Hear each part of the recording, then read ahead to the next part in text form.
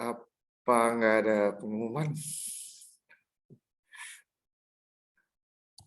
Oke lah, kita mulai saja langsung. Selamat malam saudara-saudara sekalian. Mari kita mulai dengan tunduk kepala, memohon hadirat Tuhan menyertai kita. Ya Tuhan, Allah yang Maha Pengasih, Allah yang Maha Penyayang, segala puji dan syukur kami naikkan lagi ke hadirat Tuhan karena pada malam ini Tuhan mengumpulkan seberapa kami yang ada siap untuk mendengarkan suara Tuhan, mendengarkan firman Tuhan. Bapa, kami membutuhkan roh-Mu yang suci, agar apapun yang kami pelajari pada saat ini benar-benar seturut dengan kehendak Tuhan saja. Dan Tuhan, kami yakin Engkau akan menyertai kami pada malam ini sesuai dengan janji-Mu. Terima kasih, di dalam nama Tuhan Yesus kami sudah berdoa dan mengucap syukur. Amin. Baik, sekali lagi selamat datang, selamat berjumpa kembali di KPA malam hari ini. Pada malam ini, saudara-saudara, kita akan membahas lanjutan dari pelajaran-pelajaran kita sebelumnya. Kalau saudara ingat bahwa kita mulai dengan mempelajari satu tanda yang disebutkan di dalam Maleakhi 4 ayat 5 dan 6. Ini adalah ayat yang terakhir sekali di dalam perjanjian lama, di mana Tuhan bersabda, sesungguhnya aku akan mengirim Elia, ya, aku akan mengirim Elia menjelang datangnya hari Tuhan yang besar dan dahsyat. Iya, ini adalah nubuatan yang setelah kita pelajari dari awal seri ini, saudara-saudara, menceritakan bahwa Elia akan datang menjelang datangnya hari Tuhan yang besar dan dahsyat. Dan Tuhan Yesus sendiri memberikan interpretasi daripada ayat ini, sehingga kita tidak mungkin salah bahwa Elia yang dimaksud adalah Yohanes Pembaptis pada zamannya, yang mempersiapkan jalan bagi kedatangan Yesus yang kedua kali. Dan Elia membalikan hati bapak-bapak kepada anak-anaknya dan hati anak-anak kepada bapak-bapaknya, melambangkan bahwa ketika Elia datang, saudara-saudara, sebagaimana Nabi Elia pada zaman di mana dia hidup, dia membalikan hati bapak-bapak kepada anak-anaknya. Artinya di sini Bapa bukan saja secara harafiah, tapi lebih kepada arti rohani, bahwa ketika hati bapak-bapak jauh dari hati anak-anaknya, artinya hati Tuhan jauh daripada hati anak-anaknya atau umatnya. Mengapa? Karena umatnya telah meninggalkan hukum-hukum Tuhan. Itulah yang terjadi pada zaman Elia. Ketika orang Israel semua, saudara-saudara, beribadah, berbakti kepada Baal. Dan ini membuat hati bapa jauh daripada anak-anaknya. Dan tentu saja hati daripada orang Israel lah yang lebih dahulu jauh daripada Tuhan, sehingga Tuhan pun akhirnya hatinya jauh daripada mereka. Saudara-saudara, apa yang dibutuhkan supaya hati Tuhan kembali kepada anak-anaknya? Maka Tuhan mengutus Nabi Elia. Dan Elia menantang Baal. Ya, saudara-saudara, sesudah 3,5 tahun terjadi kelaparan yang dahsyat, yang merupakan hukuman dari Tuhan kepada umat-umatnya, agar mereka mau datang kembali mencari Tuhan. Apa yang terjadi berikutnya adalah, saudara-saudara, ya, akhirnya Elia menantang semua nabi-nabi Baal untuk bertemu di Gunung Karmel. Saudara-saudara, inilah pembahasan kita dimulai. Kemudian Elia juga datang dalam wujud daripada Nabi Yohanes Pembaptis, ya, yang mengembalikan hati bapa kepada anak-anaknya. Bagaimana caranya? Ketika dia datang mempersiapkan satu umat yang layak bagi Tuhan di dalam Lukas 1 ayat 17. Itulah tugas utama daripada Elia yang kedua yang kita bisa katakan yang datang mempersiapkan jalan juga bagi Mesias itu. Pekabaran yang disampaikan dari Yohanes Pembaptis adalah yang paling utama. Kebenaran zaman ini yang perlu didengar bahwa Yesus adalah Mesias. Iya, saudara-saudara, tapi menjelang kedatangan Yesus yang kedua kali, akan ada satu umat di atas dunia ini yang akan melakukan reformasi kepada umat-umat Tuhan orang Kristen. Dan umat-umat ini digambarkan di dalam buku Wahyu sebagai 144.000.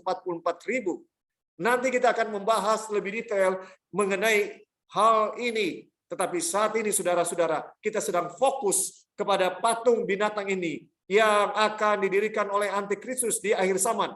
Mari kita baca untuk 3 seri yang terakhir, termasuk pada malam ini, fokusnya membahas satu isu yang sangat penting di akhir zaman. Di dalam Wahyu 13 ayat 14 dan 15. Saudaraku, inilah yang akan terjadi di zaman di mana kita hidup. Ya, inilah skenario penyesatan setan di akhir zaman. Wahyu 13 ayat 14. Firman Tuhan mengatakan, ia menyesatkan mereka yang diam di bumi dengan tanda-tanda yang telah diberikan kepadanya untuk dilakukannya di depan mata binatang itu. Ia di sini adalah antikristus, binatang yang keluar dari dalam bumi. Ia akan menyesatkan mereka yang diam di bumi dengan tanda-tanda, saudara-saudara, yang telah diberikan kepadanya untuk dilakukannya di depan mata binatang itu. Siapa binatang ini? Binatang yang pertama yang keluar dari dalam laut dalam Wahyu 13. Dan ia menyuruh mereka yang diam di bumi. Ya, binatang yang keluar dari dalam bumi akan menyuruh mereka yang diam di bumi supaya mereka mendirikan patung untuk menghormati binatang yang luka oleh pedang, namun yang tetap hidup itu. Dan kepadanya diberikan kuasa untuk memberikan nyawa kepada patung binatang itu. Sehingga patung binatang itu berbicara juga dan bertindak begitu rupa, sehingga semua orang yang tidak menyembah patung binatang itu dibunuh. Ini adalah satu masa yang digambarkan oleh Tuhan Yesus di dalam Matius 24 sebagai masa kesusahan yang besar. Di dalam Matius 24 atau di dalam Daniel 12 ayat 1. Mari kita pergi kepada Daniel 12 ayat 1. Inilah masa yang dibicarakan, dinubuatkan oleh Daniel 12 ayat 1 yang kemudian diulangi juga oleh Tuhan Yesus, dan di dalam buku Wahyu inilah yang digambarkan masa yang sulit. Pada waktu itu juga akan muncul Mikael, Daniel 12 ayat 1. Pemimpin besar itu yang akan mendampingi anak-anak bangsamu, dan akan ada suatu waktu kesesakan yang besar seperti yang belum pernah terjadi sejak ada bangsa-bangsa sampai pada waktu itu. Tapi pada waktu itu bangsamu akan terluput, yakni barang siapa yang didapati namanya tertulis dalam kitab itu. Saudara dengarkan, ada satu masa yang betul-betul susah, betul-betul sulit. Disebutkan waktu kesesakan yang besar. Dan untuk menggambarkan ini, Daniel menuliskan seperti yang belum pernah terjadi sejak ada bangsa-bangsa sampai pada waktu itu. Bayangkan saudara-saudara, ya, ini suatu masa yang sangat sulit. Dan dalam buku Wahyu kita dijelaskan bahwa akan ada satu kuasa yang mendirikan sebuah patung di akhir zaman. Dan ketika patung itu didirikan, saudara-saudara, ya, maka seluruh dunia akan dipaksa untuk menyembah patung binatang ini. Dan siapapun yang tidak mau menyembah patung binatang ini akan dibunuh. Inilah seriusnya waktu yang akan kita hadapi. Nah, saudara-saudara, kita sudah mempelajari ya di seri yang pertama mengenai patung binatang ini, bahwa ini menggambarkan apa yang akan terjadi ya di akhir zaman, yang digambarkan saudara-saudara sebagai patung yang dilihat oleh Daniel. Patung ini dilihat oleh Daniel, saudara-saudara, dan inilah gambarannya. Saya mau tampilkan sedikit yang sudah, ini masih mengulang apa yang sudah kita pelajari untuk menyimpulkan ya saudara-saudara pelajaran kita. Kalau kita lihat di sini, ya, inilah patung yang dimaksud saudara-saudara, yang di mana patung ini menggambarkan apa yang akan terjadi di akhir zaman ya dari perspektifnya Daniel ya. Daniel menggambarkan akan muncul satu waktu yang susah, yang sulit, dan itu jelas patung ini menggambarkan hal itu. Bagaimana? Kita lihat ya. Di dalam Daniel 2, Raja Nebukadnezar bermimpi, kemudian dia lupa mimpinya. Saudara-saudara, Tuhan yang kasih mimpinya, kemudian Tuhan yang bikin dia lupa. Dengan maksud apa? Hanya dengan satu maksud, supaya Nebukadnezar datang kepada sumber yang sebenarnya, yang tahu masa depan, yaitu Tuhan sendiri.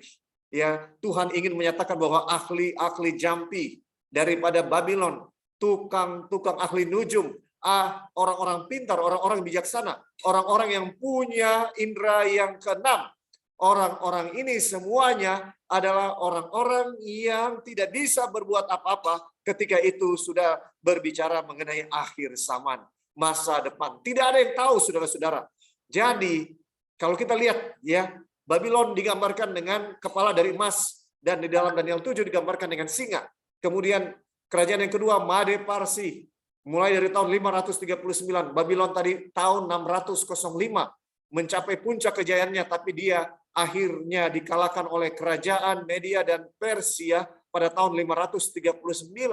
Saudara-saudara, kemudian muncul kerajaan yang kedua, yaitu Made dan Parsi, tahun 539 sampai tahun 331 sebelum Masehi. Ini sudah dinubuatkan sebelum ini terjadi, saudara-saudara. Dan Made Parsi digambarkan juga di dalam Daniel 7 seperti beruang. Iya, saudara-saudara, ingat, singa beruang. Kemudian yang ketiga, kerajaan Yunani yang mengalahkan kerajaan Media dan Persia yang digambarkan dengan perut dari tembaga dan paha dari tembaga. Saudara-saudara, di dalam Daniel pasal 2, kerajaan yang ketiga, kerajaan Yunani, dari tahun 331 sebelum Masehi sampai tahun 168 sebelum Masehi. Dan di dalam Daniel 7 digambarkan sebagai macan tutul berkepala 4 dengan sayap yang besar. Iya, saudara-saudara, menggambarkan bagaimana Yunani hanya dalam 11 tahun di bawah pimpinan dari Alexander yang Agung menguasai dunia. Saudara, macan tutul atau cheetah adalah binatang darat yang tercepat. Ditambah dengan sayap, ya, menyatakan hanya dalam 11 tahun dengan tepat nubuatan digenapi, menggambarkan bagaimana Yunani akan berkuasa di atas seluruh dunia. Ya, sebagaimana yang dikatakan oleh Daniel 2 ayat 39. Kemudian muncullah kerajaan yang keempat yang menjadi fokus daripada pelajaran ini. Karena dari sinilah muncul antikristus itu, saudara-saudara. Roma kafir muncul dan pada tahun 168 sebelum Masehi. Dia mengalahkan kerajaan Yunani dan dia berkuasa sampai tahun 476. Dan Roma tidak pernah dikalahkan oleh kerajaan yang kelima. Tidak, tapi Roma terpecah-pecah dan hancur. Ya, Roma terbagi dalam dua bagian. Pertama, Roma kafir. Kemudian di dalam fase yang kedua, fase yang terakhir dari kerajaan Roma, Roma adalah berubah dari Roma kafir, sekarang dia menjadi Roma kepausan. Kenapa? Kenapa bisa seperti itu? Karena itulah lambang dari besi campur tanah liat. Kalau saudara tidak mengikuti pelajaran ini dari awal, silakan saudara lihat di YouTube GMAHK Giur Melambai. Cari yang judulnya Patung Binatang. Ya, ini adalah bagian yang ketiga sekarang. Jadi kita melihat bahwa Roma kafir berakhir 476 Masehi. Kemudian kekuasaan yang berikut muncul dari sisa-sisa kerajaan Roma kafir. Roma akhirnya menjadi Kristen. Mengapa? Karena tanah liat menggambarkan umat-umat Tuhan, sementara besi melambangkan kerajaan atau kuasa politik. Kekuasaan politik daripada Roma. Gabungan antara agama dan negara. Bagian pertama, itulah binatang yang pertama dalam Wahyu 13. Bagian yang kedua, sesudah 1798, kenapa?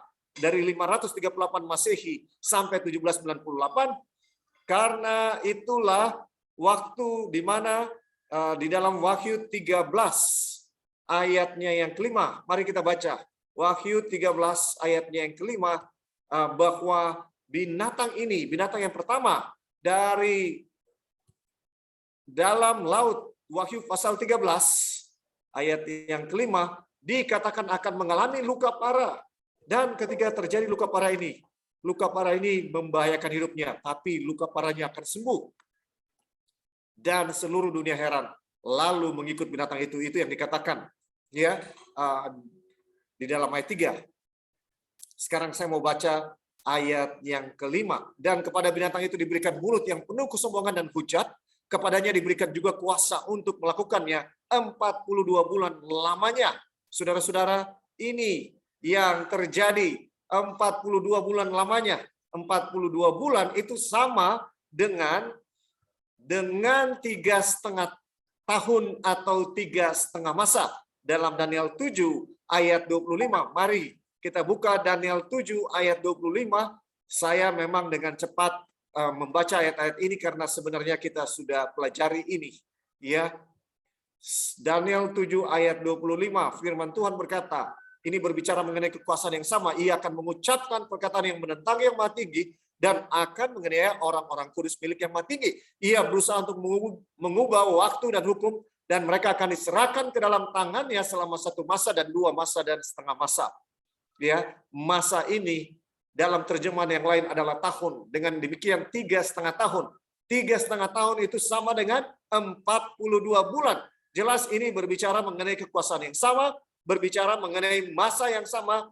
Ketika antikristus itu berkuasa, dia akan menganiaya umat-umat Tuhan selama 3,5 masa. Ini yang disampaikan oleh firman Tuhan. Nah, saudara-saudara, kita sudah pelajari minggu lalu bahwa patung ini sangat berhubungan erat. Pertama kali patung muncul ada di dalam Keluaran 20. Mari kita pergi kepada Keluaran 20. Keluaran 20 ayatnya yang keempat. Ini kata patung pertama kali muncul di seluruh isi Alkitab. Menarik. Dia muncul pertama kali di dalam 10 hukum. Ya, mari kita lihat. Jangan membuat bagimu patung yang menyerupai apapun yang ada di langit di atas, atau yang ada di bumi di bawah, atau yang ada di dalam air di bawah bumi. Jangan sujud menyembah kepadanya atau beribadah kepadanya, sebab aku Tuhan Allahmu adalah Allah yang cemburu, yang membalaskan kesalahan bapa kepada anak-anaknya, kepada keturunan yang ketiga dan keempat dari orang-orang yang membenci aku. Tetapi aku menunjukkan kasih setia kepada beribu-ribu orang, yaitu mereka yang mengasihi aku dan yang berpegang pada perintah-perintahku.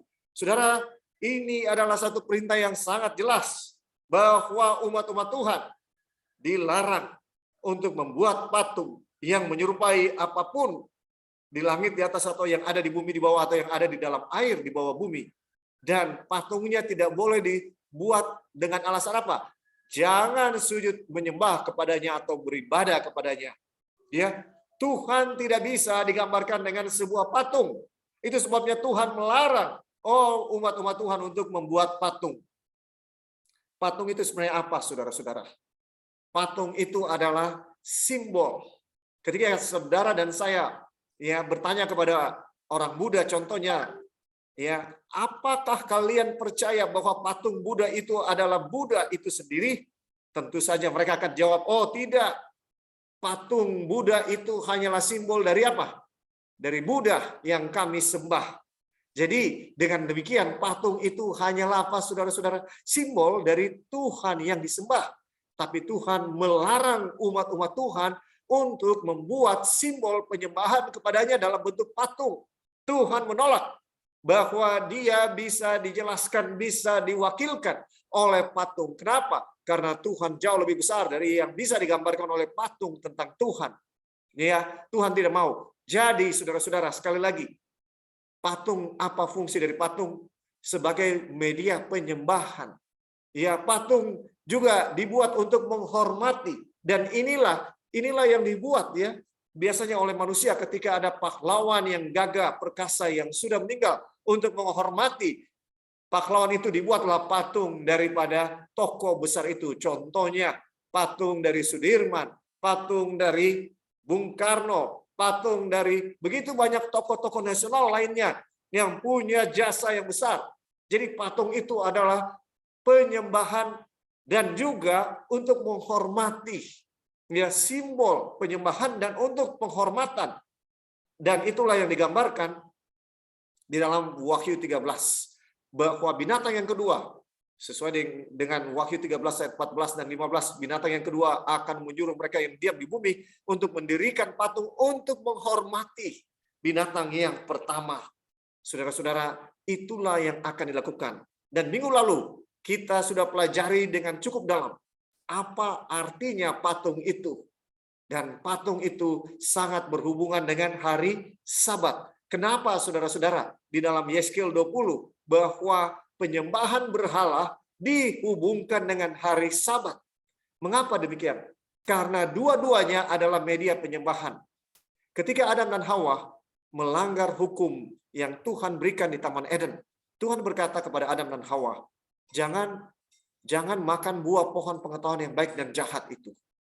Saudara-saudara, ya ini adalah hukum yang pertama. Jangan ada padamu Allah lain di hadapan hadiratku. Tapi itu juga adalah hukum kedua. Prinsip dari hukum yang kedua, yaitu apa? Jangan membuat bagimu patung yang menyerupai apapun. Saudara-saudara mungkin bilang, tapi pendeta, tidak ada patung di situ yang disembah oleh Adam dan Hawa. Saudara-saudara, ya patungnya tidak ada, tapi prinsip dari patung ini ada. Patung ini adalah simbol penyembahan dan juga untuk menghormati. Ketika Adam dan Hawa memilih untuk tidak makan buah ini adalah simbol bahwa mereka berbakti kepada Tuhan. Bahwa yang mereka sembah adalah Tuhan, bukan patung. Iya, ketika mereka memilih untuk tidak makan. Tetapi ketika mereka memilih untuk makan buah pohon pengetahuan yang baik dan jahat, itu juga adalah simbol bahwa mereka memilih untuk tidak percaya kepada firman Tuhan dan mereka memilih untuk tidak menyembah Tuhan. Itu simbolnya. Jadi dengan kata lain, saudara-saudara, larangan untuk tidak boleh memakan pohon pengetahuan yang baik dan jahat, ia adalah patung, adalah penyembahan kepada yang lain, bukan kepada Tuhan. Kalau Adam dan Hawa memilih untuk tidak percaya kepada firman Tuhan dan bukan cuma tidak percaya, tapi kemudian melanggar hukum Tuhan. Saudara-saudara, ketika saya dan saudara tidak percaya kepada firman Tuhan, kita pasti akan berdosa. Karena hal berikut yang akan kita buat adalah melanggar hukum yang Tuhan berikan. Jadi saudara-saudara dengarkan, ya, hukum Tuhan bisa juga kita lihat sebagai media penyembahan, media perbaktian kepada Tuhan. Ya, dan inilah yang terjadi kepada Adam dan Hawa.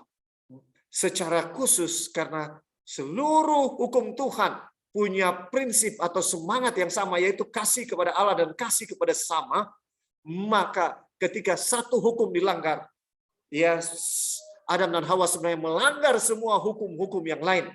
Dan minggu lalu kita memperhatikan ada hubungan yang sangat erat antara penyembahan kepada patung, ya, hukum yang kedua, dan hukum yang keempat. Ya, saudara-saudara, apa yang membuat kita bisa menuruti seluruh perintah Allah? Apakah kemampuan kita? Tidak. Kita tidak mungkin menuruti semua hukum Allah dengan kekuatan kita. Kita butuh kasih karunia Tuhan untuk menguatkan kita. Mari kita lihat di dalam Yehezkiel 36 ayat 26. Ini kuncinya disampaikan kepada kita di dalam Yehezkiel 36 ayat 26. Dan ini dikutip saudara-saudara di dalam buku Ibrani. Yehezkiel 36 ayat 26. Kita mau berbicara mengenai hukum Tuhan, ya, yang diberikan oleh Tuhan. Kita manusia tidak mungkin bisa menurutinya.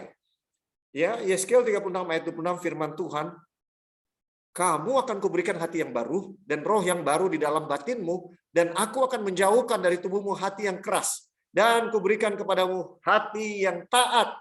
Kalau saudara dengarkan di sini, Tuhan saja yang bisa memberikan kepada saya dan saudara hati yang baru dan roh yang baru di dalam batin kita. Dan Tuhan saja yang sanggup untuk menjauhkan dari tubuh kita hati yang keras. Dan Tuhan saja yang bisa memberikan kepada saya dan saudara hati yang taat. Hati yang menurut kepada firman Tuhan. Ayat 27. Rohku akan kuberikan diam di dalam batinmu. Dan aku akan membuat kamu hidup menurut segala ketetapanku. Dan tetap berpegang pada peraturanku dan melakukannya. Saudara, dengarkan. Hanya ketika saya dan saudara memiliki hati yang baru.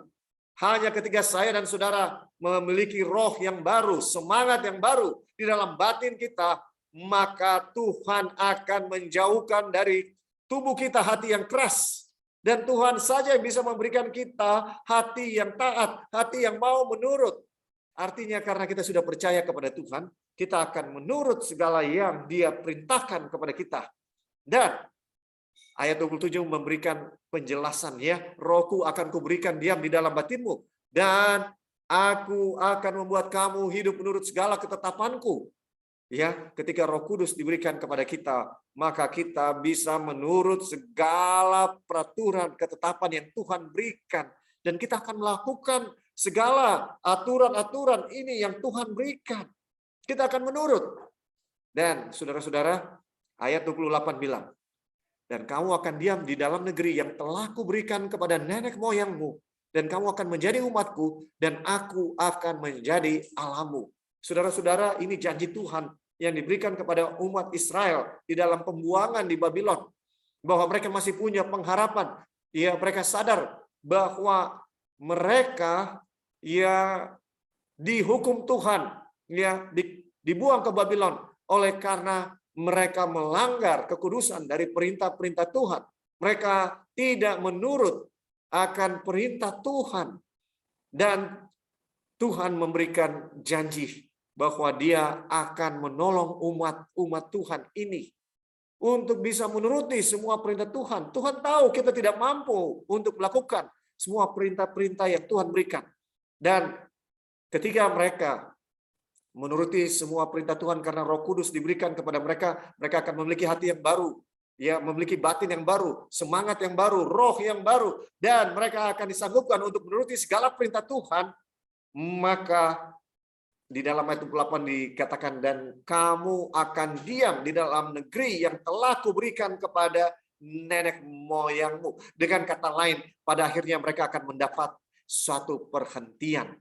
Ya, satu perhentian, sesuatu kedamaian, kebahagiaan, ketentraman. Kenapa? Karena Roh Kudus menguasai hati mereka, sehingga mereka menuruti segala perintah yang Tuhan berikan. Iya, saudara-saudara, hanya ketika Roh Kudus diam di dalam hati kita, bertakhta di dalam hati kita, maka kita akan mendapatkan perhentian yang sesungguhnya, istirahat yang sesungguhnya. Nah, saudaraku, ya, bagaimana ini bisa terjadi? Bagaimana umat-umat Tuhan bisa menuruti Tuhan? Bagaimana supaya Roh Kudus bisa dicurahkan kepada umat-umat Tuhan? Apa yang harus terjadi? Iya, apa yang harus terjadi? Saudara-saudara, mari kita lihat di dalam Ibrani, ini disebutkan di dalam Ibrani, ya, supaya kita bisa menang dari segala patung-patung yang menjadi sesembahan kita tanpa kita sadari setiap hari. Mari kita lihat, sebelum kita baca Ibrani 4 untuk mendapatkan perhentian, mendapatkan istirahat yang sesungguhnya. Kita lihat apa alasannya orang Israel tidak bisa masuk ke tempat perhentian, tanah perjanjian yang Tuhan sudah janjikan kepada mereka. Ya, kita dengarkan. Ya, mari kita baca Ibrani 3 mulai ayat 7 ya. Kita lihat. Atau kita bacalah dari ayat 1. Ini pasal yang sangat penting. Sebab itu, hai saudara-saudaraku yang kudus, yang mendapat bagian dalam panggilan surgawi, pandanglah kepada rasul dan imam besar yang kita akui, yaitu Yesus, yang setia kepada Dia yang telah menetapkannya, sebagaimana Musa pun setia dalam segenap rumahnya, sebab ia dipandang layak mendapat kemuliaan lebih besar daripada Musa, sama seperti ahli bangunan lebih dihormati daripada rumah yang dibangunnya. Sebab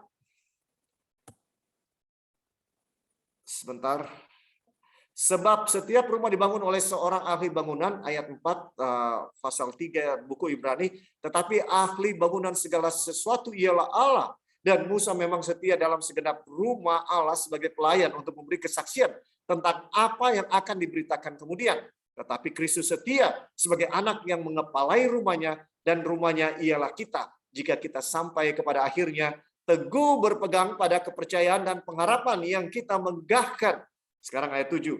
Sebab itu, seperti yang dikatakan Roh Kudus, pada hari ini, jika kamu mendengar suaranya, janganlah keraskan hatimu seperti dalam kegeraman pada waktu pencobaan di padang gurun, di mana nenek moyangmu mencobai aku dengan jalan menguji aku, sekalipun mereka melihat perbuatan-perbuatanku 40 tahun lamanya. Itulah sebabnya aku murka kepada angkatan ini dan berkata, Selalu mereka sesat hati dan mereka tidak mengenal jalanku. Sehingga aku bersumpah dalam murkaku, mereka takkan masuk ke tempat perhentianku. Saudara, dengarkan.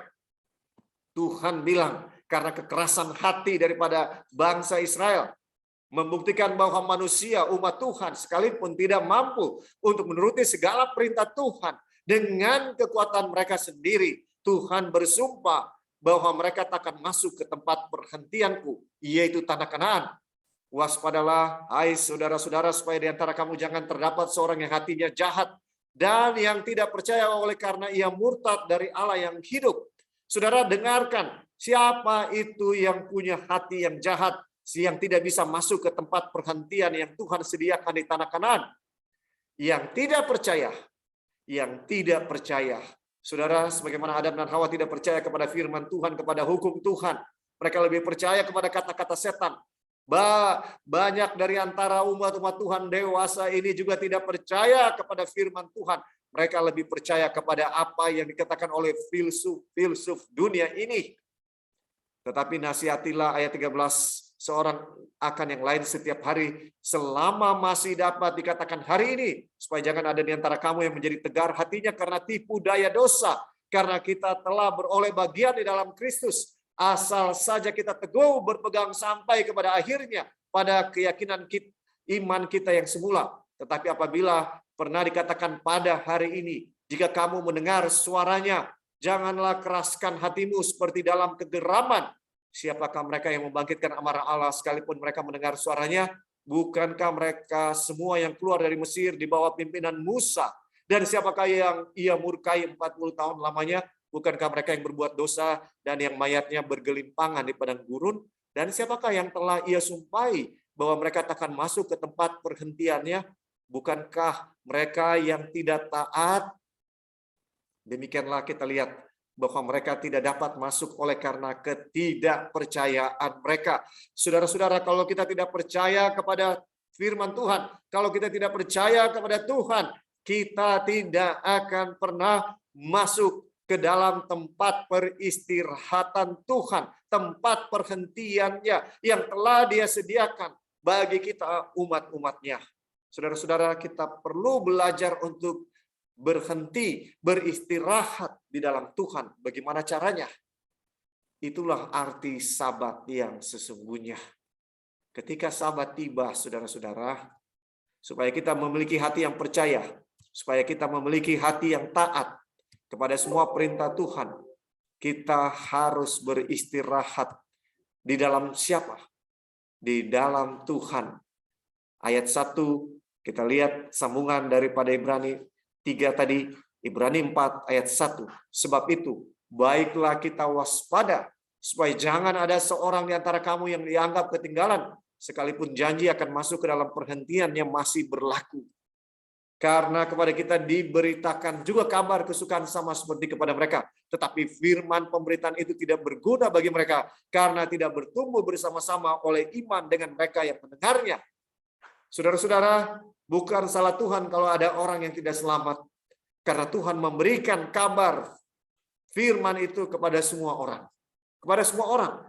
Tapi ada yang memilih untuk percaya, ada yang memilih untuk tidak percaya, ada yang memilih untuk taat, ada yang memilih untuk tidak taat dengan firman yang Tuhan sampaikan. Ayat 3, sebab kita yang beriman akan masuk ke tempat perhentian seperti yang Ia katakan, sehingga aku bersumpah dalam murkaku, mereka takkan masuk ke tempat perhentianku, sekalipun pekerjaannya sudah selesai sejak dunia dijadikan. Sebab tentang hari ketujuh pernah diberitakan di dalam suatu nats, dan Allah berhenti pada hari ketujuh dari segala pekerjaannya. Dan dalam nats itu kita baca, mereka takkan masuk ke tempat perhentianku. Saudara-saudara, kenapa umat-umat Tuhan tidak bisa menurut? Karena mereka tidak mau masuk ke tempat perhentian yang Tuhan sudah sediakan. Apa itu? Yaitu hari ketujuh. Tuhan tidak berhenti bekerja waktu menciptakan dunia karena Dia lelah. Tidak, saudaraku. Tapi Dia berhenti untuk memberikan teladan kepada saya dan saudara. Untuk berhenti setiap hari ke-7 dari 1 minggu, dari segala kekhawatiran kita, dari segala ketakutan kita, dari segala masalah kita, dari segala ketidakpercayaan kita kepada Tuhan, dari segala sesuatu patung-patung yang ada di dalam hidup kita. Bagaimana supaya kita bisa menang dari segala penyembahan berhala? Tuhan menyediakan satu jalan. Dia telah menyediakan hari Sabat.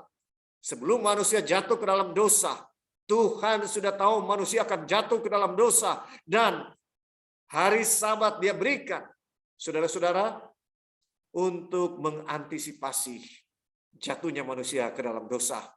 Dan kalaupun mereka jatuh ke dalam dosa, Tuhan telah menyediakan hari Sabat untuk menyucikan saya dan saudara. Setiap minggu, 1 hari penuh disediakan oleh Tuhan untuk kita bisa datang menghadap Dia. Ayat 5, dan dalam nats itu kita baca, mereka takkan masuk ke tempat perhentianku. Jadi sudah jelas bahwa ada sejumlah orang akan masuk ke tempat perhentian itu, sedangkan mereka yang kepadanya lebih dahulu beritakan kabar kesukaan itu tidak masuk karena ketidaktaatan mereka. Sebab itu ia menetapkan pula 1 hari, yaitu hari ini, ketika ia setelah sekian lama berfirman dengan perantaran Daud, seperti dikatakan di atas, pada hari ini jika kamu mendengar suaranya, janganlah keraskan hatimu, sebab andai kata Yosua telah membawa mereka masuk ke tempat perhentian, pasti Allah tidak akan berkata-kata kemudian tentang suatu hari lain. Jadi masih tersedia suatu hari perhentian, hari ke-7 bagi umat Allah. Sebab barang siapa telah masuk ke tempat perhentiannya, ia sendiri telah berhenti dari segala pekerjaannya, sama seperti Allah berhenti dari pekerjaannya. Karena itu baiklah kita berusaha untuk masuk ke dalam perhentian itu, supaya jangan seorang pun jatuh karena mengikuti contoh ketidaktaatan itu juga. Sebab firman Allah hidup dan kuat dan lebih tajam daripada pedang bermata dua manapun. Ia menusuk amat dalam sampai memisahkan jiwa dan roh, sendi-sendi dan sumsum. Ia sanggup membedakan pertimbangan dan pikiran hati kita. Dan tidak ada satu makhluk pun yang tersembunyi di hadapannya. Sebab segala sesuatu telanjang dan terbuka di depan mata Dia yang kepadanya kita harus memberikan pertanggungan jawaban. Saudara-saudara, dengarkan, ya, tempat perhentian digambarkan sebagai Kanaan bagi orang Israel, tapi mereka tidak masuk ke sana karena ketidakpercayaan. Ibrani 3 ayat 19 mengatakan, pertanyaannya kenapa umat-umat Tuhan yang sudah begitu luar biasa menyaksikan kuasa Tuhan keluar dari Mesir, laut terbelah, 10 tulah terjadi, tiang awan, tiang api, mana setiap hari turun kepada mereka. Mereka bahkan mendengarkan suara Tuhan langsung berbicara di Gunung Sinai kepada mereka. Tapi kenapa mereka tetap tidak percaya, saudara-saudara? Kenapa mereka tidak percaya? Dari 603.000 laki-laki 550, 603.550 yang berumur 20 tahun ke atas yang keluar dari tanah Mesir. Hanya Yosua dan Kaleb, hanya 2 orang, saudara-saudara, Yosua dan Kaleb yang masuk ke tempat perhentian itu, tanah Kanaan. Kenapa? Karena mereka menyucikan Sabat secara harafiah, tapi tidak menyucikan Sabat secara semangat. Begitu banyak dari antara saya dan saudara, anggota gereja Masehi Advent hari ke-7, menyucikan Sabat secara harafiah. Hari ke-7 kita sucikan. Tetapi saudara-saudara, kita tetap menyembah berhala. Kita tidak ada bedanya dengan orang yang lain menyembah berhala. Kita punya banyak berhala. Banyak orang penuh dengan kekhawatiran, tidak pernah bisa percaya sepenuhnya kepada Tuhan. Itu adalah berhala yang mereka sembah. Banyak orang menyembah uang. Bagi mereka uang adalah di atas segala-galanya, walaupun mereka mengenal Tuhan Yesus. Banyak orang menyembah ketakutan. Hidupnya penuh dengan banyak ketakutan. Saudara-saudara, patung apa yang kita sembah tidak masalah, karena Tuhan sudah menyediakan jalannya. yaitu saya dan saudara harus menyucikan Sabat secara semangat. Apa itu semangat menyucikan Sabat? Tuhan tidak menjadikan Sabat sebagai satu hari yang eksklusif. Hanya itu tujuannya, yaitu dia ambil satu dari 7 hari, kemudian dia sucikan, bikin itu menjadi sesuatu hari yang istimewa. Bukan itu tujuan utama Tuhan memberikan hari Sabat, saudara-saudara. Tuhan tahu manusia akan jatuh ke dalam dosa, dan tanpa kuasa daripada Tuhan kita tidak bisa menyucikan Sabat. Itu sebabnya Tuhan memberikan kepada saya dan saudara hari Sabat supaya kita belajar 1 kali 1 minggu untuk menghabiskan waktu dengan Dia secara 24 jam, agar setiap hari Dia mengharapkan setiap hari kita menikmati hubungan yang intim dan erat dengan Dia. Kenapa saudara-saudara kita tidak ada beda dengan orang-orang yang tidak menyucikan hari Sabat, hari ke-7? Karena kita tidak menghabiskan waktu setiap hari dengan Tuhan. Kita tidak memiliki perhentian yang betul-betul dengan Tuhan setiap hari. Saudara-saudara, ini digambarkan oleh Tuhan Yesus di dalam Matius 11 ayat 28. Matius 11 ayat 28 firman Tuhan menyatakan kepada saya dan saudara satu panggilan, undangan yang Tuhan berikan kepada saya dan saudara. Dalam Matius 11 ayat 28 firman Tuhan yang sangat kita ketahui. Marilah kepadaku semua yang letih lesu dan berbeban berat, aku akan memberi kelegaan kepadamu. Ini adalah perhentian yang Tuhan inginkan terjadi dalam kehidupan saya dan saudara. Marilah kepadaku adalah undangan yang Tuhan berikan kepada saya dan saudara. Kita yang letih lesu. Kenapa? Karena dosa. Karena semua yang menarik di atas dunia ini. Saudaraku, dengarkan baik-baik. Tuhan menyediakan hari Sabat kepada kita supaya kita jangan menyembah berhala. Supaya Tuhanlah ilah kita, Allah kita, Tuhan kita satu-satunya. Kalau kita tidak menghabiskan waktu dengan Tuhan setiap hari, dengan mudah saya dan saudara tidak percaya kepada firman-Nya. Dengan mudah saya dan saudara akan melanggar hukum-Nya. Dengan mudah kita akan tidak bisa menurut. Dengan mudah kita akan memiliki hati yang keras. Saudara, undangan Tuhan kepada saya dan saudara adalah, marilah kepadaku. Hai kamu yang letih lesu, semua yang letih lesu, Dia tahu kita letih lesu. Kenapa? Karena kita tidak menghabiskan waktu dengan Dia. Karena kita memilih untuk sibuk dengan hal yang tidak penting dalam kehidupan kita dan berbeban berat. Aku akan memberi kelegaan kepadamu. Itulah istirahat, itulah perhentian yang Tuhan mau kita lakukan setiap hari. Pikulah kuk yang kupasang dan belajarlah padaku. Karena aku lemah lembut dan rendah hati dan jiwamu akan mendapat ketenangan. Sebab kuk yang kupasang itu enak dan bebanku pun ringan. Saudara-saudara, undangan dari Tuhan adalah mari kita datang kepada Dia. Mari kita datang kepada Dia, saudara-saudara. Ya, beban yang Tuhan berikan kepada kita jauh lebih enak, jauh lebih ringan. Saudara-saudara, ya, Dia sudah memberikan hari Sabat kepada saya dan saudara. Mari kita lihat ayat berikutnya, tentunya dalam pasal 12 ayat 1 berbicara mengenai apa? Kita lihat konteksnya, saudara-saudara. Pada waktu itu, pada hari Sabat, Yesus berjalan di ladang gandum karena lapar. Murid-muridnya memetik bulir gandum dan memakannya. Saudara-saudara, undangan Yesus untuk datang beristirahat kepadanya, mengalami perhentian kepadanya, adalah undangan yang Dia berikan berhubungan dengan datang kepada Yesus. Menghabiskan waktu dengan Yesus. 1 minggu 1 kali. 24 jam. Tuhan telah menyucikan hari Sabat buat saya dan saudara. Karena Dia tahu, tanpa kita menghabiskan waktu yang berkualitas dengan Tuhan setiap minggu dan setiap hari, maka kita tidak bisa menang dari segala ketidakpercayaan, dari segala ketidaktaatan kepada firman-Nya. Saudaraku, Pengharapan kita satu-satunya untuk bisa menuruti segala perintah Tuhan hanyalah di dalam Yesus. Hanya ketika saya dan saudara memilih bagian yang terbaik yang telah dipilih oleh Maria. Maria memilih untuk duduk dekat kaki Yesus. Marta memilih untuk sibuk bekerja, mempersiapkan konsumsi makanan buat murid-murid dan Yesus. Tetapi Maria telah memilih bagian yang terbaik.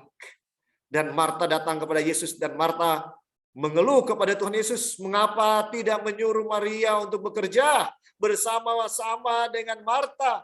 Tapi apa jawaban Tuhan Yesus kepada Marta? Tuhan Yesus bilang, Marta, Marta, engkau terlalu khawatir dengan banyak hal, hanya satu yang penting. Hanya satu yang penting dan Maria telah memilih bagian yang penting itu. Betul atau tidak, saudara-saudara? Apa bagian yang paling penting, saudara? Dalam hidup kita setiap hari, duduk dekat kaki Yesus. Dengarkan suaranya. Saudara, bagi banyak orang doa itu hanyalah berbicara kepada Tuhan. Salah. Doa juga adalah mendengarkan suaranya. Saya dan saudara harus bisa dengar suara Tuhan. Harus bisa. Kalau kita belum bisa dengar suara Tuhan, berdoa, menangis kepada Tuhan sampai kita bisa mendengar suara Tuhan setiap hari berbicara kepada kita. Agar kita bisa menang dari segala pencobaan. Saudara, kita akan terus menyembah patung. Ilah-ilah yang ada di dalam hidup kita yang kita kasihi lebih daripada Tuhan. Kecuali kita menghabiskan waktu dengan Tuhan yang berkualitas. Itulah inti daripada pekabaran Sabat. Saudara-saudara, ini adalah inti dari pekabaran Sabat. Yaitu kita menghabiskan waktu dengan Tuhan. Bukan hanya satu kali satu minggu pada hari Sabat. Tetapi saudaraku, setiap hari kita harus menghabiskan waktu bersama dengan Tuhan. Agar kita tidak akan jatuh ke dalam pencobaan. Kita harus menyucikan Sabat setiap hari, saudaraku. Itulah esensi dasar. Kenapa Tuhan menyuruh kita untuk menyucikan hari Sabat. Supaya kita ada waktu dengan Dia tiap hari. Dan itulah kenapa setan menciptakan begitu banyak pengalihan dalam kehidupan kita. Bagi sebagian orang, sosial media mengalihkan mereka daripada Tuhan. Bagi sebagian orang, uang mengalihkan mereka daripada Tuhan. Bagi sebagian orang, pekerjaan mereka mengalihkan perhatian mereka dari Tuhan. Kekhawatiran dunia mengalihkan mereka daripada Tuhan. Kesenangan dunia mengalihkan mereka dari Tuhan. Apa yang mengalihkan perhatian saudara dari Tuhan? Itu harus disingkirkan. Itu harus dihilangkan. Dan hanya kasih karunia Tuhan yang sanggup untuk melakukan itu bagi saya dan saudara. Dengan kekuatan kita, kita tidak mampu, saudara. Kita perlu datang kepada Tuhan, menangis kepada Tuhan, meminta kasih karunia Tuhan, memohon belas kasihannya. Hanya itu satu-satunya jalan bagi kita untuk bisa menang, lepas. Saudara-saudara, jangankan hukuman mati akan diberikan kepada kita sekarang. Kalau kita menyembah patung binatang itu, saya mau tanya, bisakah saudara hidup tanpa internet? Bisa atau tidak, saudara? Ketika lampu mati, yang orang keluhkan bukan masalah tidak ada listrik. Yang orang keluhkan adalah wifi mati. Betul atau tidak, saudara-saudara? Ya, bagaimana kita mau untuk tidak menyembah patung binatang itu dengan ancaman hukuman mati? Kalau internet saja kita tidak bisa lepaskan, saudara. Ya, bagaimana? Ini adalah patung yang lebih dahsyat, saudara-saudara. Hiburan dunia. Semuanya adalah patung yang sangat berbahaya bagi saya dan saudara. Ya, kita tidak percaya kepada Tuhan, kita tidak percaya kepada firman Tuhan, kita tidak menurut firman Tuhan karena kita tidak menghabiskan waktu dengan Tuhan. Itu kuncinya. Ya. Dan saudara, ya, mari kita datang sungguh-sungguh kepada Tuhan setiap hari. Sekarang waktunya, jangan tunda.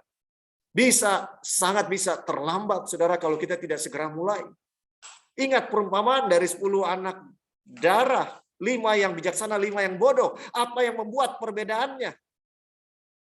Perbedaannya hanyalah di dalam 5 yang bijaksana sudah memulai persiapan sebelum seruan tengah malam itu terjadi. Mereka sudah siapkan minyak sebelum seruan tengah malam itu terjadi. Sementara yang bodoh baru mencari minyak ketika seruan tengah malam itu diberikan. Dan itu menyatakan sudah terlambat. Sudah terlambat. Saya melihat saudara-saudara bahwa sejak COVID ini kita sedang diuji. Apa ujiannya? Ada orang di awal-awal COVID yang mereka tidak tahan adalah makanan. Betul atau tidak? Ya, mereka tidak bisa ke Kentucky, mereka tidak bisa kepada McDonald, mereka tidak bisa tidak pergi ke restoran-restoran favorit mereka. Saudara-saudara, harusnya COVID 2 tahun ini telah menolong kita untuk bisa mengendalikan selera kita. Tapi masih banyak orang yang tidak bisa mengendalikan selera. Kenapa? Karena mereka tidak menghabiskan waktu dengan Tuhan. Itu sebabnya. Kalau saya dan saudara tidak bisa mengendalikan selera, kemungkinan besar kita tidak perlu tunggu patung binatang itu akan membunuh kita kalau kita tidak menyembah patung binatang itu. Iya, saudara-saudara, sebelum hukuman mati diberikan untuk menuruti kemauan dari antikristus, kita sudah menyerah lebih dulu, saudara-saudara.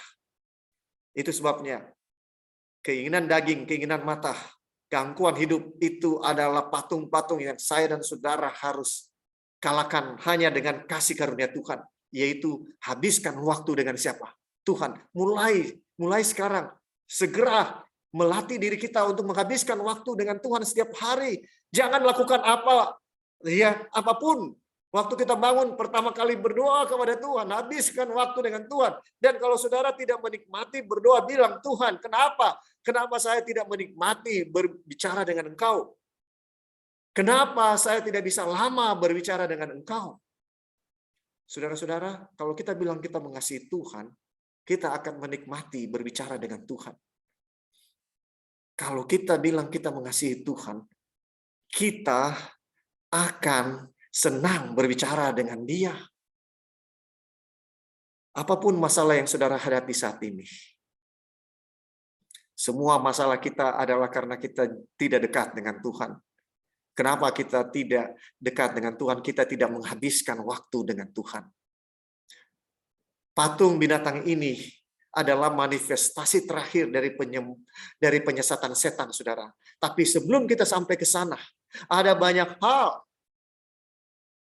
Sebelum kita sampai ke sana, kita harus melatih diri kita dari sekarang. Mencintai Tuhan lebih dari apapun. Mencintai firman-Nya lebih dari apapun. Kalau tidak, kita tidak akan lolos ujian yang terakhir ini, saudara-saudara. Ya, pekabaran malam ini kembali sederhana. Ya, saudara-saudara, saya mau tutup dengan membaca Yesaya 58 ayat 13 dan 14 serta Yesaya 59 ayat 1 dan 2. Saudara lihat bagaimana Tuhan selalu mengaitkan kesetiaan kepada Tuhan dengan menghabiskan waktu dengan Tuhan. Tidak mungkin kita setia kepada Tuhan kalau kita tidak menghabiskan waktu dengan Tuhan. Tidak mungkin kita percaya dan menurut kepada Tuhan kalau kita tidak menghabiskan waktu yang berkualitas dengan Tuhan. Apabila engkau tidak menginjak-injak hukum Sabat, Yesaya 58 ayat 13 dan 14. Apabila engkau tidak menginjak-injak hukum Sabat dan tidak melakukan urusanmu pada hari kudusku, apabila engkau menyebutkan hari Sabat, hari kenikmatan, dan hari kudus Tuhan, hari yang mulia, apabila engkau menghormatinya dengan tidak menjalankan segala acaramu dan dengan tidak mengurus urusanmu atau berkata omong kosong, maka engkau akan bersenang-senang karena Tuhan, dan aku akan membuat engkau melintasi puncak bukit-bukit di bumi dengan kendaraan kemenangan. Aku akan memberi makan engkau dari milik pusaka Yakub, bapa leluhurmu, sebab mulut Tuhanlah yang mengatakannya. Saudara dengarkan, Tuhan berjanji di dalam Yesaya 58 ayat 13 dan 14. Apabila engkau tidak menginjak-injak hukum Sabat Dan kalau saudara baca Yesaya 58 ayat 1 sampai ayat 12, itu adalah satu templakan yang keras kepada umat-umat Tuhan yang merasa setiap hari mereka mencari, ya kita baca di dalam ayat 1 dan 2, serukanlah kuat-kuat, janganlah tahan-tahan, nyaringkanlah suaramu bagaikan sangkakala, beritahukanlah kepada umatku pelanggaran mereka dan kepada kaum keturunan Yakub dosa mereka. Memang setiap hari mereka mencari aku dan suka untuk mengenal jalanku. Saudara dengarkan, umat-umat Israel pada zaman Yesaya, mereka setiap hari mencari Tuhan dan suka mengenal jalanku, segala jalanku, seperti bangsa yang melakukan yang benar dan yang tidak meninggalkan hukum Allahnya. Mereka menanyakan aku tentang hukum-hukum yang benar.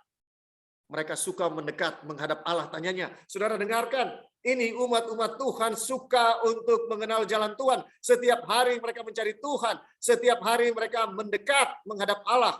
Mengapa kami berpuasa dan engkau, ayat 3, dan engkau tidak memperhatikannya juga? Mengapa kami merendahkan diri dan engkau tidak mengindahkannya juga? Sesungguhnya pada hari puasamu engkau masih tetap mengurus urusanmu dan kamu mendesak-desak semua burumu. Sesungguhnya kamu berpuasa sambil berbantah dan berkelahi, memukul dengan tinju, dengan tidak semena-mena. Dengan caramu berpuasa seperti sekarang ini, suaramu tidak akan didengar di tempat tinggi. Sungguh-sungguh inikah berpuasa yang ku kehendaki dan mengadakan hari merendahkan diri. Jika engkau menundukkan kepala seperti gelaga dan membentangkan kain karung dan abu sebagai lapik tidur, sungguh-sungguh itukah yang kau sebutkan berpuasa, mengadakan hari yang berkenan pada Tuhan?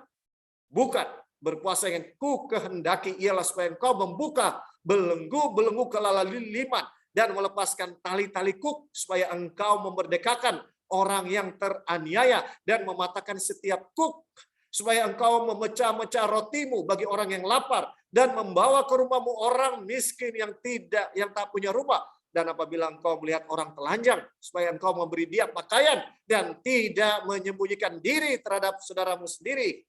Saudara dengarkan, bukankah ini satu templakan yang keras? Umat-umat Tuhan pada zaman Yesaya aktif berbakti beribadah, tapi mereka tidak punya karakter Yesus. Mereka tidak peduli dengan orang yang kelaparan, dengan orang yang tertindas, orang-orang kecil mereka tidak peduli. Dan Tuhan memberikan solusinya. Apa solusinya?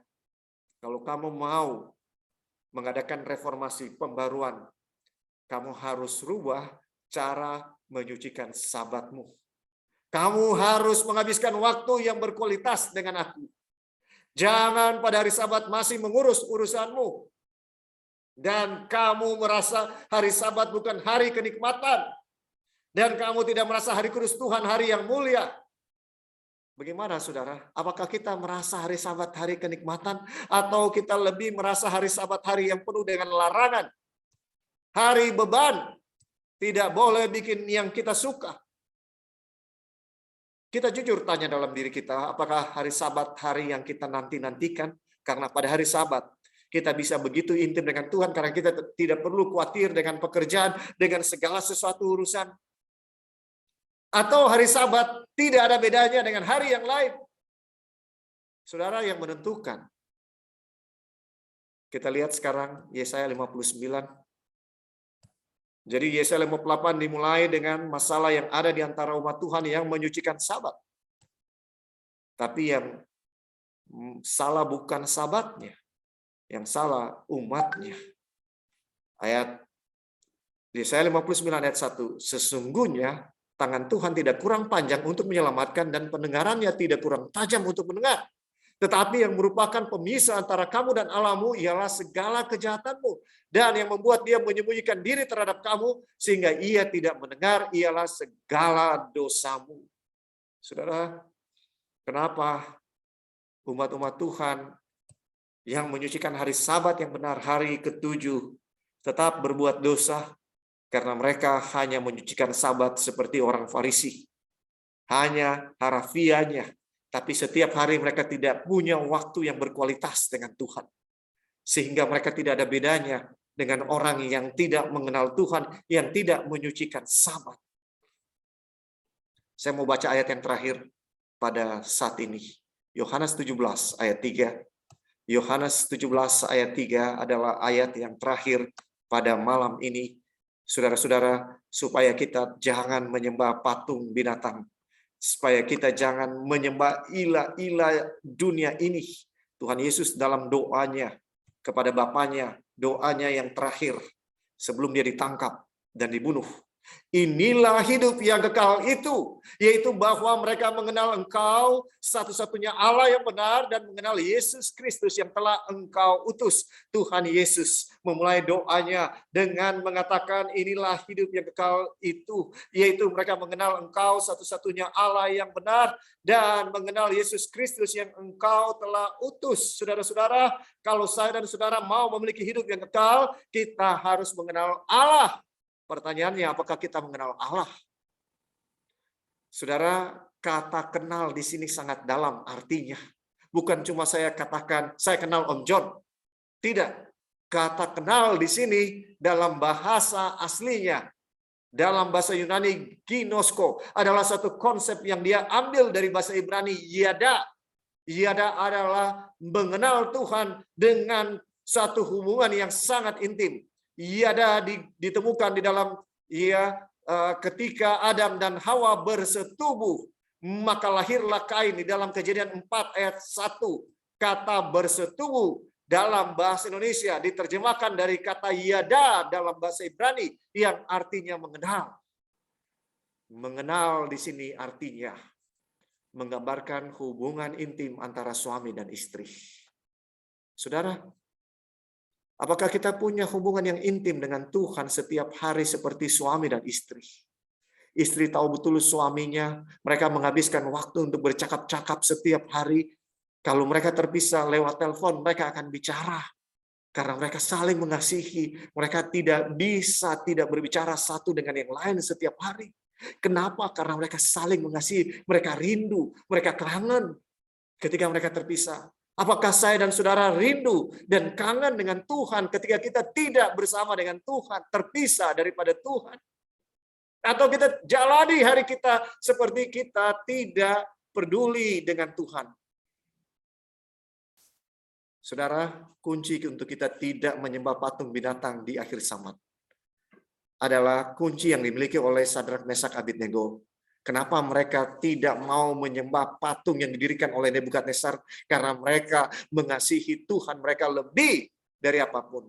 Dan mereka lebih rela dimasukkan ke dalam patung, ke dalam dapur perapian itu, daripada pura-pura memungut sesuatu ketika perintah diberikan untuk tidak boleh, untuk semua menyembah patung itu. Mereka bisa pura-pura ikat tali sepatu, saudara-saudara, ketika musik itu. Tapi mereka tidak mau, saudara-saudara, kompromi sedikit pun. Malam ini, panggilan dari firman Tuhan kepada saya dan saudara ya adalah, apakah kita mau menghabiskan waktu dengan Tuhan setiap hari? Karena itu satu-satunya jalan bagi kita untuk memiliki hati yang percaya. Satu-satunya jalan bagi kita untuk memiliki hati yang menurut. Satu-satunya jalan bagi kita untuk mendapat perhentian bersama dengan Tuhan. Mari kita tunduk kepala kalau itu kerinduan saudara. Mari kita tunduk kepala dan mari kita berdoa. Ya Tuhan Allah yang bertakhta di dalam kerajaan surga, melalui firman-Mu kami semakin menyadari ketidakberdayaan kami. Bahkan untuk percaya kepada Engkau itu adalah karunia yang berasal daripada Engkau. Menurut perintah-Mu juga adalah karunia yang hanya Engkau bisa berikan. Sebagai hasil kami menghabiskan waktu dengan Engkau. Bapa, setan menciptakan begitu banyak pengalihan di dalam kehidupan kami setiap hari. Sehingga kami begitu sibuk dengan segala urusan kami. Dari pagi sampai malam. Dan sering kami tidak menghabiskan waktu dengan Engkau di dalam doa maupun membaca sabda-Mu. Tuhan, kami hidup di akhir zaman, di mana kami melihat keadaan dunia semakin singkat waktu kedatangan-Mu. Tapi lihatlah kami umat-umat-Mu. Kami hidup seperti seakan-akan Tuhan tidak akan datang. Bangunkan kami Tuhan, kasihani kami.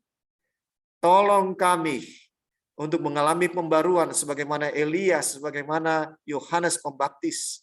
Agar bukan saja kami yang mempersiapkan diri kami juga bisa mempersiapkan keluarga kami, jemaat-jemaat kami, maupun umat-umat Tuhan di mana saja mereka berada.